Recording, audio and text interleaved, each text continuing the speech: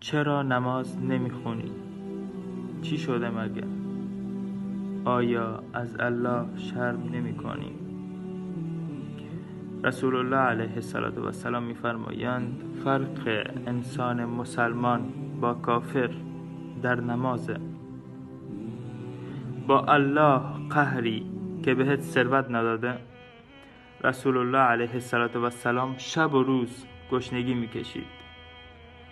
با الله قهری که دچار بیماری شدی، ایوب علیه السلام 18 سال دچار بیماری بود، ولی پروردگار مهربانش رو از یاد نبرد.